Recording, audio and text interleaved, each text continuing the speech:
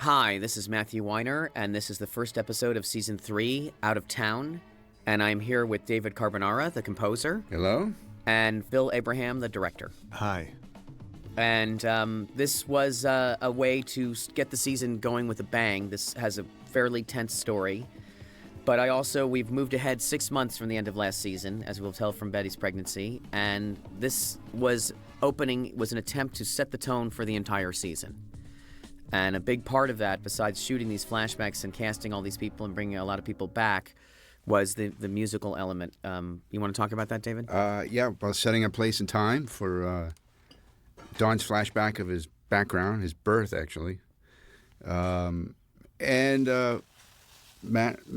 came up, I think we talked about it, I tried something, but we wanted to bring more of the space where, the time and the space where this flashback takes place. So we came up with some Appalachian music, and I did some research and came up with my own little tune. The instrumentation was harmonium, accordion, banjo, and fiddle. And it comes in as a drone, and we use it in 3 different places in this episode to recall his birth.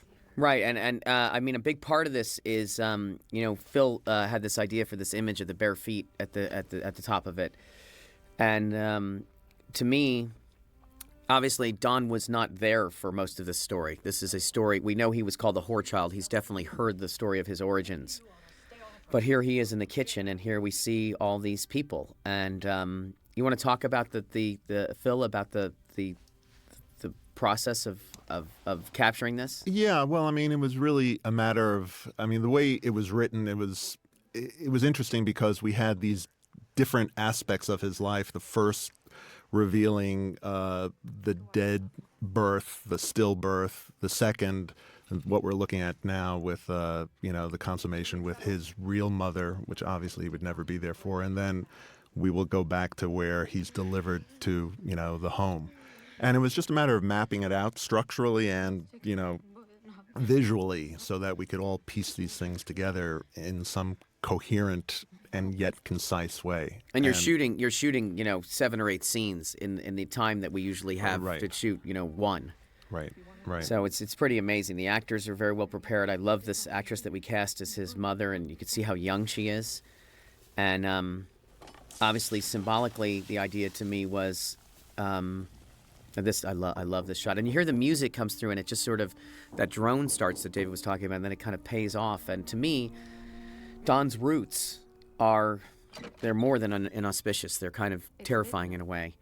And the fact that there is a person from this world in that suit is an important part of this show to me, and was important for the whole season because I felt he was sort of getting undressed. I love that shot with the baby. We shot all of the flashbacks in the house, right? That was a style that we've adopted on the show that we thought was appropriate because they're happening in his mind. Well, yeah, and it's all happening while he's there in the kitchen, so it was just a great way for him to witness it within the environment of his actual space, as opposed to transporting back to a different set, because like you said, he was never actually witnessed these things. These were all his imaginings of his birth. Here's the most amazing shot in this to me is the reality creeping into it. His shoulders in the shot. You come over here, and I just love the way you and Chris did this. That you get this feeling of now it's over. Great, and John is also giving us so much there. Oh my God, I should not take that away from anything. And this of course is an image that I put in the script. I don't know what it means, but everybody knew what it meant. Powerful, definitely. You know what I mean? I can't put it into words. I don't know what it means. Right. But Very effective. And here's our first look at Betty Draper since she told Don she was pregnant, and we see her that she is actually pregnant and that this milk was for her. You're so sure it's a girl. And I wanted to show Don being the dad. When you come back to this after, Phil, this is the first time you've done the first episode, right? Yeah. Yes. So it must be an interesting experience. They must feel a little rusty. Are they anxious? Yeah, it's also great because there's this, since we all love being part of the show, we're all anticipating its return. So there's a lot of excitement about actually being back after a hiatus of usually like a year almost, or not quite, 9 months. And yeah, people are, both actors as well as crew and myself and everyone are just sort of finding it again, which is great. I find that because the theme of the show was of the season was about change and them being in this place where they both made this agreement to keep this baby and being on their good behavior, looking at the episode again and seeing a little bit more John Hamm and a little bit more January in these scenes, a little bit more, I wouldn't say it's modernity, but a little bit more of their natural charm. They're both very charming people, and they don't always get to play charming people.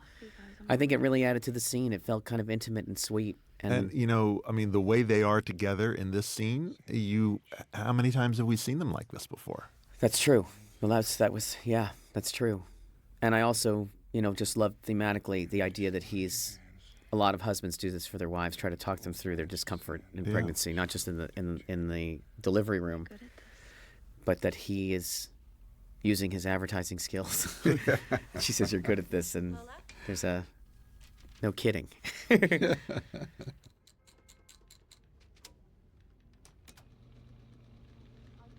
I didn't want to do this thing that we did the second season. Not that I didn't love it, but I didn't want to do. I mean, that was 16 months later. But I didn't want to do this catch-up feeling. I really wanted to hit the ground in the middle of the story. Right. So here's Peggy. She's got a secretary, and here's this English guy. And for what we remember from last season, the British had bought the firm, but I don't think anyone expected anybody English to be in that bullpen. And now we're starting to see the dynamic not only of Peggy having a secretary, which she didn't really have at the end of last season, but of what is this going to be for her this season? Is she really in charge? She's got her name on the door. She's got, her own office, everything. I thought it was great that we actually, that you actually sort of structured it in a way that we just jump right into it. And, it's, there's this sense as a viewer of like what's going on and catching up, and it's just moving very fast. And here's the introduction of Lane Price with this poster, this Japanese ukiyo-e print, which is 800 years old and therefore on some level uncensorable, and has been in Cooper's office since the first season. And I love the sort of scandalous nature of it, and I love this introduction of Don into the office, which is the man who imagined her ecstasy. Of course, we take liberties with that print. It's been in there since the beginning, but it hasn't always been on that wall. The Simpsons apparently deliberately changes the structure of their house all the time. We don't do it deliberately, but we do place things to camera. And I also believe that, things get moved around. Cooper got a new piece of art, whatever. Yeah. I have one. So do I. And here is the introduction of London Fog, which was both a great product for the show. It was not obviously a product placement in any way, and the characters in it are not related to real people. But it is a real product, and it had just had the largest year in its history, actually. 2/3 of every raincoat really were London Fog, and I thought the name and everything and being Baltimore being made up was so perfect for How'd that come the about? dynamic. Why do you pick that product? It just comes to you, and I'm from Baltimore, and I knew that the factory was there. Now here you have Michael here playing Burt Peterson, who is someone who's been mentioned off screen a lot. And you want to talk about this scene, Phil, at all? About how about It really is. it's a big scene. Yeah, it's a huge scene, and we're introducing Michael Gaston as Burt, and Only in physical presence. Burt Peterson's been mentioned a lot, actually. Right, but we never knew him. We're meeting him for the first time, and this is a great scene in that there's so much going on. We know about here's the introduction of not only the British, but now the British are coming in and they're firing people, and of course Roger's entrance here is great. It's that meeting. It's that meeting. It's Sorry about that. Such a great John Slattery moment. It is. He's. And I love the casting of Michael too, because I said this is an old football player. He's an account man, just the way most account men are. He's just lost his hair, but he's still got that coach feeling. And you get to see the way Lane behaves, which I think is, we know right away he's an accountant of kinds, Right. of some kind. I didn't want him to just be some efficiency expert, but he's a financial officer. Yeah, and I think, that notion of like, well, why didn't you do this sooner? It's like, well, we know your wife was sick, and we thought it was the decent thing to do is to wait. And you know what? It was. Yeah. And here we are, The tax Right. discussions. the tax discussions. So appropriate to today, too. Well, I mean, it's not an accident that we were in the midst when we were doing this of one of the biggest group firings in the history of the United States. Not just businesses going out of business, but people deliberately downsizing. Yeah. As the American worker pays the price for corporate short-term thinking. And I love that little bit of the secretary following him with his shoes. Yeah, she was really great, and I'm glad it's in there. There's a lot of stuff that we do in the show like that, and I think that it's second viewing stuff. Right. Well, again, there's a lot to digest in these few short minutes. Right. And here we see Pete. He was very comfortable until a few seconds ago. Could he be the last person being fired? Love this. Here we have a new area in Sterling Cooper that we haven't seen. And of course, what's the dynamic with Joan? We're going to find out. Yeah. We didn't know if she was married. We didn't know if she actually married the doctor or not. We're going to find that out. It's unbecoming. His wife is sick. I remember shooting this scene at like 3 a.m. on Friday after a huge first week, and we were so fried, and yet they're all so great. And you know what? If that dress can't wake you up, Phil, you should not be working. I was not in need of waking up. That's true. You probably had a gun at your head.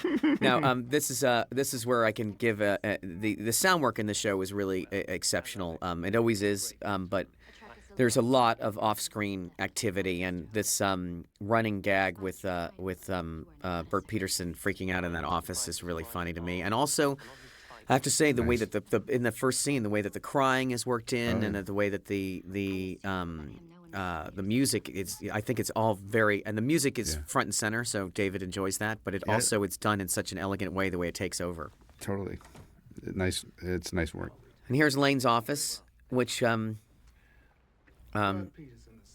This is our hybrid office. That's our hybrid office. Well, the thing that's great about this is that they brought in a lot of props to sort of establish his Britishness. It had to be in the style of The Office, and we figured he had some personal things. And I didn't really know the character that well. I had cast it off of this particular episode, and that's all I knew.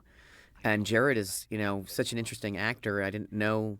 I knew he was going to wear glasses. That was a last-minute decision, and it really changed him. It really did. He loved them, and he knew that was that person. The question was, how Machiavellian was he being in this plan to put these two against each other? And I felt not at all. And of course, the big centerpiece in this set is that red chair, which I fought for. I remember that. Amy Wells didn't like it. I remember. It was too extreme. It was. They brought it to me because it was exactly what I wanted. And now and Amy will admit this too, we're all thrilled that it's there. It just became this old British, amazing. The suit of armor was Amy's idea, so we'll give her that. And I made a joke about that later on. I originally wanted the bowler to be resting on a codpiece on the suit of armor. I've seen that somewhere, but we couldn't figure it out.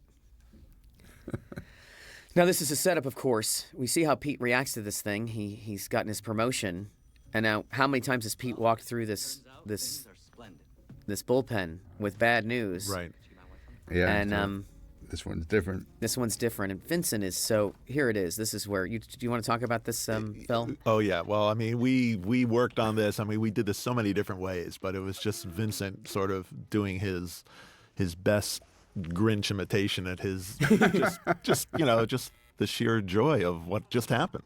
I was like, it's finally happened. Yeah, it finally happened. He does look like the Grinch. But, Vince, he did 5 of these. It was a really tough one to pick. I mean, it was. Malcolm Jameson, the editor, was like, please do not try and use something else.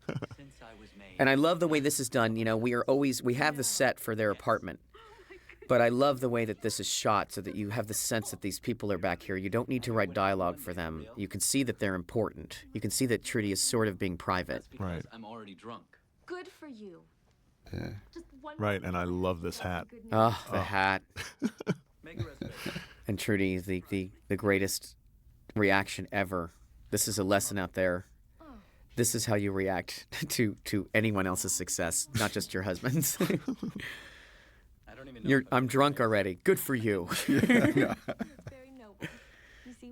And I love that line. That's actually from my therapist, who always says to me, "Don't go to the well. There's no water there." That's a great line. They seem so close. But they are so They sweet do. together. I mean, they really are. Mm-hmm. And here, this is a dramatic construction that I'm very, very kind of proud of because it works really well. So here you have the exact same scene.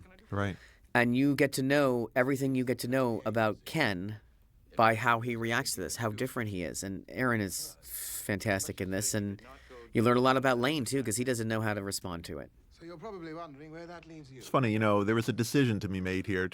It's a small nuance of a decision, but since they are the same scene, as a director, you have Oh, yeah. you have to sort of say, well, will we shoot them the exact same way to sort of let the characterization be the contrast, or do you inject a little something different? So, all I did. I don't know. You tell me. Well, it's an interesting can't. thing. I decided just to shoot it on the other side of the line, so that they wouldn't be exactly the same shots, at least on Jared, because you would end up in the exact same shots. And I thought, you know what, just invert it and let it be subtly ever so different without really knowing what's different about it. Mm-hmm. If you had asked me, I would have said, please do it that way. So Yeah, but I think that's the natural thing to do. Oh, and I did see the bowler there. What, didn't I, in that shot? the bowler's there, but it's on a hat rack. It's Right. not on the... Right. Now here we have our wonderful stewardess, Shelley, the actress Sunny Mabry, yes. Mabry. This ad was an ad that I've been making fun of for 3 or 4 years. I just love that this guy is walking with this gigantic bottle. This is cleared, if people are wondering. It's not a product placement, but it is done with permission. And I love them making fun of it. And we have to give this actress, is from Alabama and has spent her entire career getting rid of her accent. And if you remember in the casting, all I kept saying is, I don't care if you have to talk to your grandmother on the phone. Is that what she said? She said, I'm going to talk to my grandmother on the phone Right. beforehand Right. to get into character. And because I want to hear that. I want to hear that regionalism. And Right. she's so tall and obviously she's gorgeous. Yeah, she's great. And then the special effects on this thing, too. Yeah, You should talk here we- about. This is quite an accomplishment, what you shot here. Yeah, it really is. I mean, basically, this is a very period-accurate plane with the upholstery and everything being absolutely precise. And Dan Bishop and Amy and Chris Brown, they're all very sticklers about this, as we all are. But we can only have one half of the airplane, one side.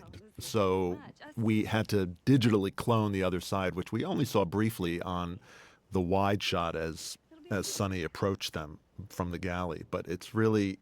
We had such little airplane to work with. It's really kind of remarkable that you don't feel that at all.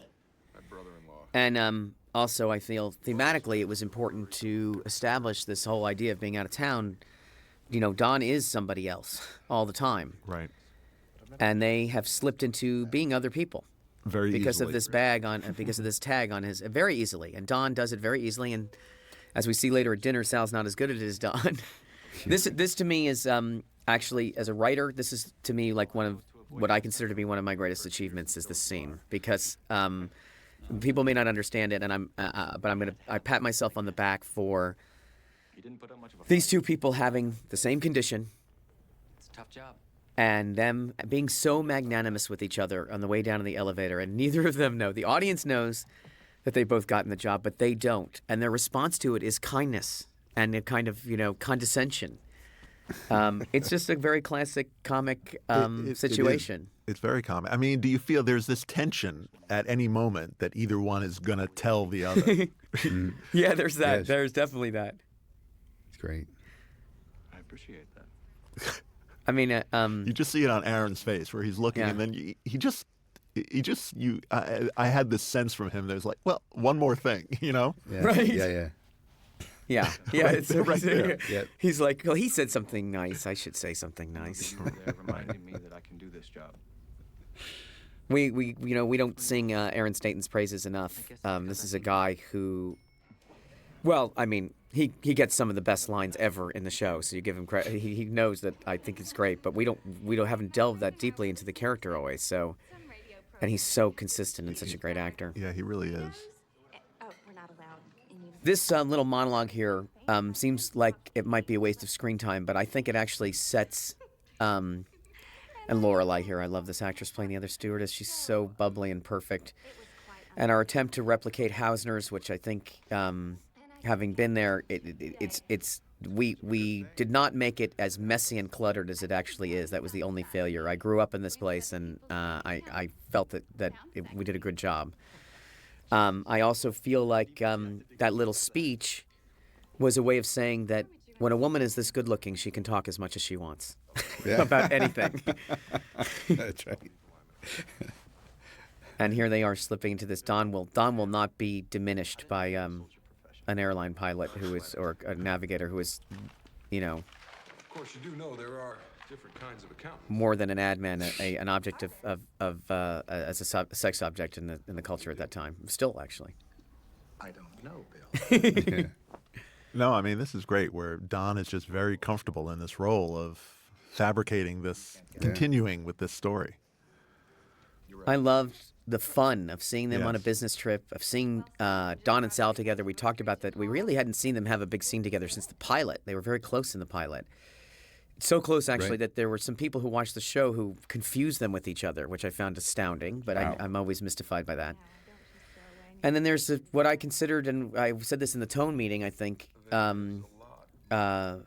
this was the most important line in the episode. Would you Yeah. say that? Yeah. Couple of G-men. Got a Coming up. couple of G minutes when Don says, I keep going places and ending up someplace I've already been. And, Isn't the service? you know, is it? I love the way that you managed to create a private conversation between the two of them at the table, which is quite a feat. Yeah, it was tricky. I remember struggling that day a little bit. Keep going to a lot of places and ending up somewhere I've already been. And I love her reaction to it because she knows that's not a compliment. And she knows that she, like him, like all these people who live in New York, so many people are, it's the story of the show, and are in New York because they're drawn to it. And I really, really wanted this shot because I'd read about it and I've seen it as these two incredibly tall women cutting their way through the restaurant. And we have a very subtle introduction of the bellhop. And they do notice each other, which I felt was important. I don't think the audience had any idea that meant anything. And I love these three different attitudes here. There for a moment. And I love how drunk they are. One's without a uniform. And Shelley, Good night, Bill. I love the way he says goodnight here. Shelley, it's been swelly. Brian, very convincing as actually being drunk. It's funny, you know, whenever you have a scene in an elevator, there is something about being in an elevator within the confines of a small space that is always a little awkward and uncomfortable, you know? Yeah. And people act differently, and I think they pulled this off really nicely.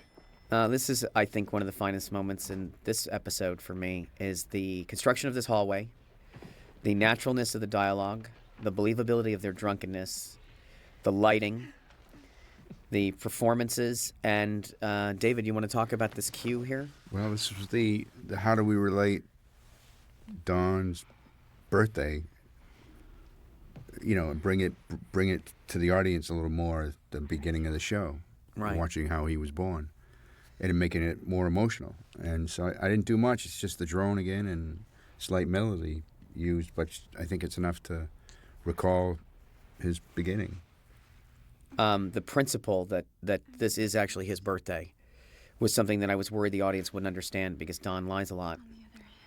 And he lies, and they don't know if he's being faithful at this point or not. They're kind of stunned to see him in the situation. And then he has this line here, which was I've been married a long time. funny and You get plenty of chances. sad. And I love the way she talks herself into it, you know? Yeah, I don't think there's any doubt in my mind when he says it's my birthday that My birthday. we know it's his birthday. I mean, To me, that's why he was having that recollection at the beginning of the no episode. But question. you remember And- at the time, there was a lot of anxiety. The network and the studio both were like, no one's going to know that. And I was like, you know what? In the end, maybe it's just for the people who... that's right. The Who people get who it. listen and pay attention. I mean, it's there. It's pretty Yeah. powerful, I thought. And And he then says it's my birthday. It's very powerful. John did a John great job. knew it was his birthday. Did a great job. It actually was John's birthday when we shot this, so it felt more real. Was it? No. Look at this shot. And this, of course, I relayed this by phone to the set that I literally wanted him to flop on the bed and bounce up and down. That may just be me.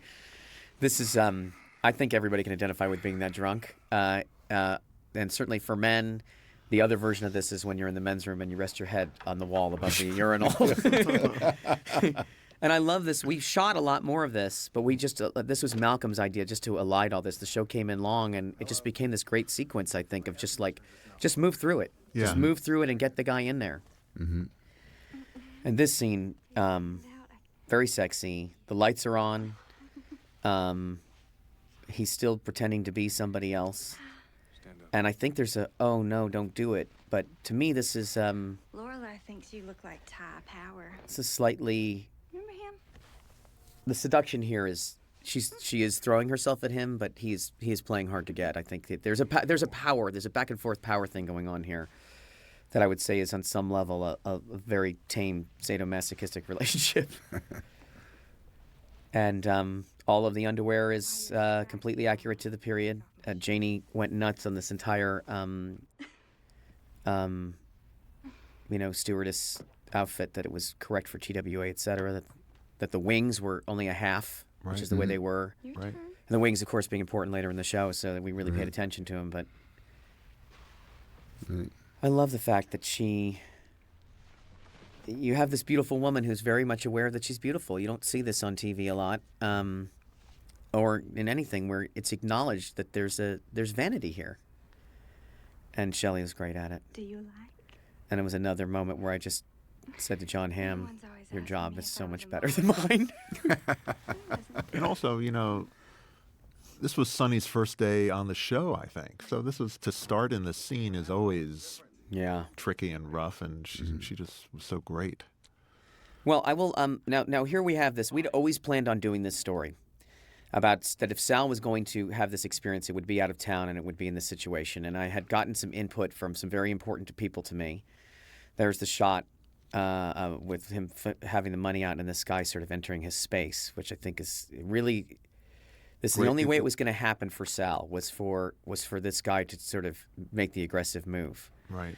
And Brian's reaction to this, and the audience, from what I heard, really responded to it. And the actor playing Orestes, there's just it's illicit and it's passionate, but somebody knows what they're doing.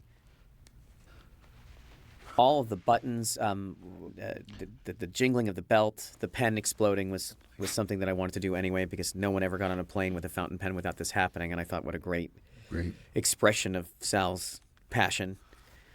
And shooting this is shot like any love scene, right? Absolutely. Which means it's did you shoot these on the same day that the Don and Shelley I went? think they were 2 separate days, because we actually used the exact same hotel room, but just dressed it with. I don't know if we. No, I think they're identical in every way. I think that they were shot differently. Right. This moment here where he says, "Oh Jesus" and everything, he can't believe this is happening, and now he's instantly being punished. Look at him; he's so disappointed. Great. Now Don says, "Get your shoes." I think there was a feeling here that he was somehow ungentlemanly or something. When there was a fire in a hotel at this time, people died. There were no sprinklers, and he is being a gentleman, forcing her and helping her out of that window. And I have to say in specifics, this whole sequence from the outside here, I had planned to do in the hallway with Don walking by Sal's door and seeing them and them having to ride down the elevator together, which was much cheaper and not as cinematic or interesting. And Scott Hornbacher suggested this fire escape thing, and then we put them on the floor above each other, and it kind of blew my mind. That was great. When the producer is telling you to do something, it's a great story and helpful, and when someone with the producer hat on is telling you to do something that is theoretically more expensive and harder to do, you know that you're working on a great show, because he is giving the most bang for the buck. Yeah, and also, there's a feeling with Scott where, obviously he's being, responsible about the money, but he will always expand that to make it work for the show and to make the show the best it possibly can be. So. And this whole thing with the outside, with the fire trucks and the Baltimore evening and the mist in the air and the different people from the hotels, the babies and the guy in his long underwear and that look between Don and Sal. Is there ever how many moments can you have in drama where someone is in that much trouble? Right.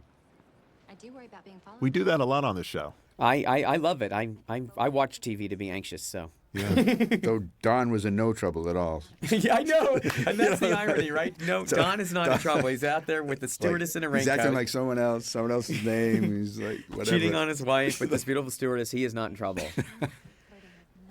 Test line. I love this sort of sneaky way that, well, we find out Joan's married. She was called Mrs. Harris already, but I don't think anyone noticed it. And then, And the typing she does for and here's Peggy complaining about this horrible secretary, and Joan saying, "It's your problem, I'm leaving." And this was one of these things that was, I thought, very concisely said, and the audience refused to accept the idea that Joan was leaving, even though she kept saying it episode after episode. There's a meeting for the heads of accounts. And here's Hildy presenting Pete with the good news, Mr. Price called for a and meeting he to responds as he always does. What are you talking about? Vincent is just amazing. Let's not go past the idea either that of how amazing the look on Brian's face of that first experience of that kiss, and how amazing he is down there in front of the fire truck. I saw the dailies and I was kind of blown away. So what will happen? He's late. He's obviously flustered. He and Don have not seen each other since last night. I just wanted to keep the tension going. Dan and Amy did an amazing job on this. I love all the phony Britishness of it. I love the feeling that this is an office within a giant factory. And this was a tough scene. Yeah. The father and son relationship to me was something that I wanted to do all season long. You will see a lot of it with the pioneer son and the pioneer father, and then the son who's inheriting the business and what's going to happen. It was a lot of the story of the show. My father's extremely concerned And with business right now. this is based on a true story in the sense that London Fog was debating whether or not to diversify, and they did eventually. Sold last year had London Fog stitched on the inside pocket.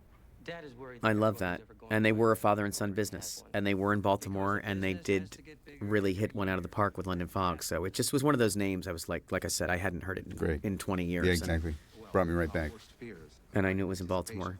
This is that quote from Balzac is also something that my therapist always says to me. Our worst fears lie in anticipation. There's a message out there for all of the writers and artists who are listening to this. Don't forget that. London Fog is a 40-year-old. And I love this Sounds like tiny Don pitch here. established with our help Right? that it means one thing: raincoats. New products. I aside, love there were the fat years, agility of his mind. It's a combination of confidence, salesmanship, and it always brushes up against the truth. That's true. I think that's sort of the kernel of it, the fact that it has to. In order for it to have the resonance that it does, it has to have the truth. Bacardi, Belgioli, This is, Birdseye, Cadbury, Amazing. Yeah, one of the few zoom outs we ever do on this show. Chevron Oil, I just loved him Foods Europe, being in his state here. And look at how excited Ken is.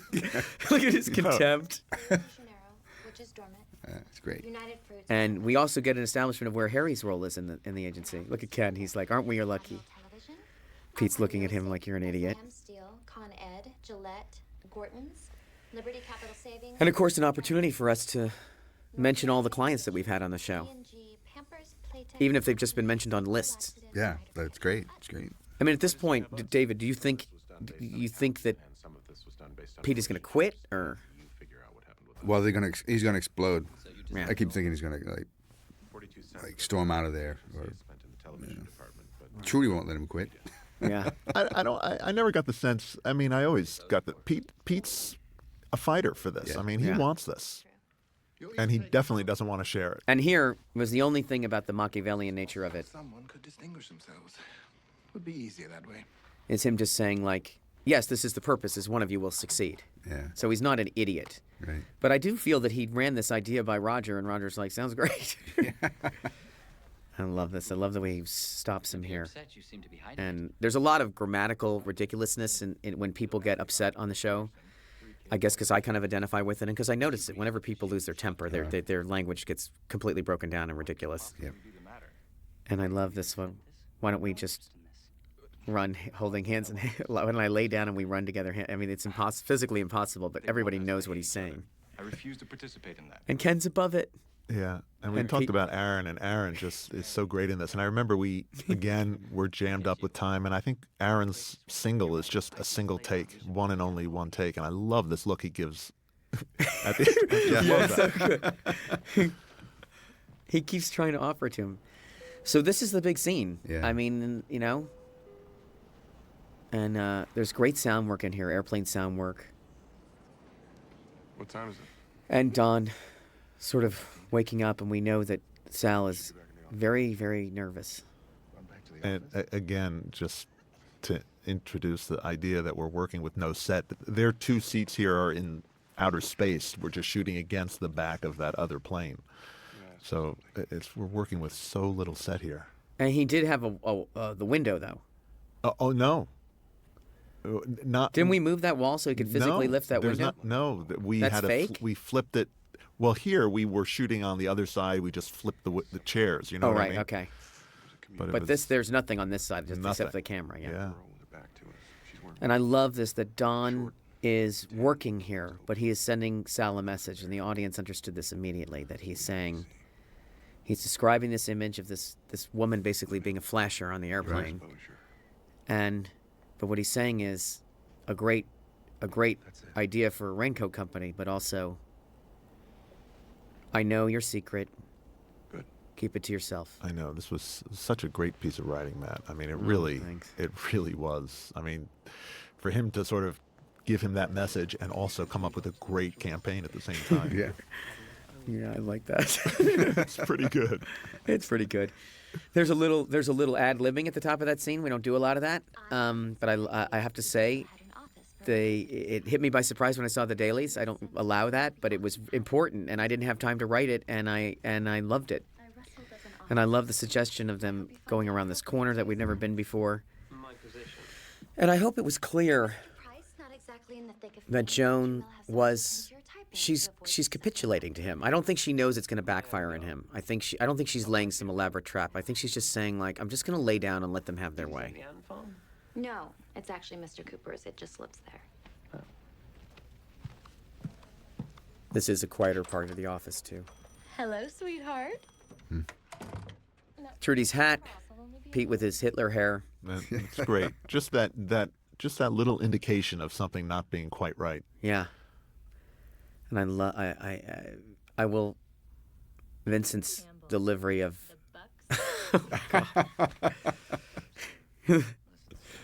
I love that she got him this present, and you know Harry Truman had this on his desk, and it was a novelty item at this time, even 15 years later, and 10 years later, I guess, and I can never get anything good all at once, and you know, Janie Bryant loves these moments where Trudy can come in and she knows that she's dressed up. Trudy has money. She reads magazines. She can be extreme. Alison Brie is, you know, so dynamite looking, and so she can pull it off. She never looks uncomfortable. And this, you know that you would have seen this woman walking down the street, and you would have turned and looked at her. Right. I mean, the thing is, you can really kind of understand why this sense of style and fashion is coming back into play now, somewhat as a result of the show. But these people look so great in their clothes. They do. I mean, look at that pillbox hat. It's almost like a fez. I don't think it is a pillbox hat. Isn't it? I think it's a fez. But I don't know. This is an embarrassing argument for us to have. And there's the ad. Josh Weltman, of course, drawing it the way I imagined it. And here another piece of subtext is them talking about the trip, and Sal does not want to reveal anything. Obviously, he's back to covering, but he sort of gets caught off guard. For casting this lucky fellow on the subway, what's he look like? I don't know. A little excited, a little shocked. A little something of himself comes out, Oh, handsome. and there were no casualties. And I love that they're gossiping about Don, because you know they would be. The girl's gone. And I have stolen Shania classic. and Cuban cigars. Sent them from Greece. I love the way this scene develops, actually, because Pete has made peace with this, right, on some level, and So, Well, I mean, I think We don't know. When we last left them, you know, he was ready to say, "I'm out of here," and she's saying, "You can't do that." it's not Cooper. And I also love that that Roger comes and takes a cigar. He's given them to him as a present, but he takes one and closes it. Slattery added that. He's like, and I was like, there's such a sense of entitlement with this character. He's just He's always bringing stuff like that to it. Pete, of course, doesn't see that Roger's there and is about to... We don't know what he's about to do. And it's great, that little sound of the lighter that you put in for Nice. the head So that's turn. not me. That's the sound. That's the sound people. That's They really they- great. Yeah. I just wanted to let you both know how honored I am with this promotion. I think in that instant we felt he changed his mind because Roger was there. That's what we hope for. Yeah. And then we get to see him be in this inner sanctum. And of course, what we talked about from the beginning. And here we have Bert Cooper basically expressing what are the particular virtues of Pete Campbell. And what we talked about from the beginning, and this ending kept sort of changing, I remember, as I was writing it, but there is something kind of amazing about these two people juxtaposed against each other, which is this is the British office and this is the American office, and that they sold their company and they've been beaten a little bit, and there's a new regime and they fired all of their people, and Bert Cooper is tired of it already. He's having a drink, which everyone's surprised about. Right. I mean, I know we talked about this, and there was the sense that he closes the door behind him, and they sort of hunkered down together, sort of the last bastion of the old Sterling Cooper. Exactly. And of course, here we are in the British office. Love that. And the ant farm, which was obviously a reference to the situation, right? Yeah, totally. Represents it. And they're drinking tea. Love that. I thought it was necessary. And I also love the expectation, film-wise, that these two guys are going to be best friends. It's us against them, but of course they're not. And Lane's sense of fairness is actually even extends to his own people. And I think it's fun to see that even though Joan was not deliberate about it, Hooker was beaten. And the ultimate gynocracy, of course, being an ant farm, where there's the queen. I never heard this word before it was used by a British person, so I assume the pronunciation was correct. Still don't know to this day. No one's been able to nail it down. Yeah. If a British person would say Jai or Guy. My only point is, if you decide to take the And here we see, into Carlton, I think told them you were busy. you talk about this a little bit at the beginning, Phil, and then I have to just give one comment to the fact is that the ending of this was very hard to pull off. It was very hard. And I wasn't sure what it was on some level because I didn't want to revisit a place, as Don says, that I'd already been. But I was. And the sickening feeling of him having his extramarital affair in the face of his daughter. And yet his loneliness. And I have to say, we reshot a tiny part of it to get Don in the right place because it was very hard to cover the three of them at the headboard. Yeah. Kiernan was revealing immediately that she was going to be spectacular this season. We hadn't seen her for a while, and she's always good, but I was already just so interested in this relationship with her and her mom and the way Betty sent Bobby out. Yeah. But I think that in the end, I was not happy with it until the music was laid in. It brought, bookends.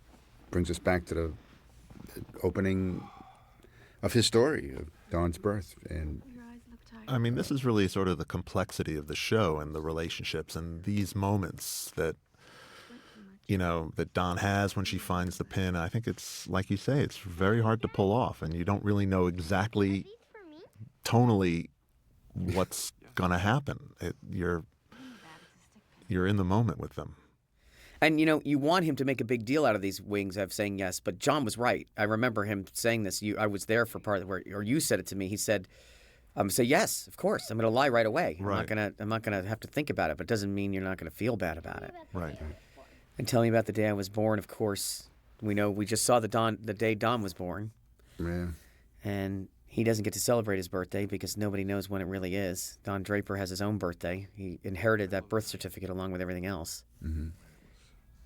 And I love this performance. Do you want to talk about this at all, Phil, in January? And Yeah, I mean, Kieran? I don't really know. There's this moment of it's almost there's a moment of bonding even between them, even though they're completely separate and distinct, and it's hard to sort of articulate what it is. well, all I know is that the music comes up here, and Malcolm said, "You need to be alone with Don at this thing."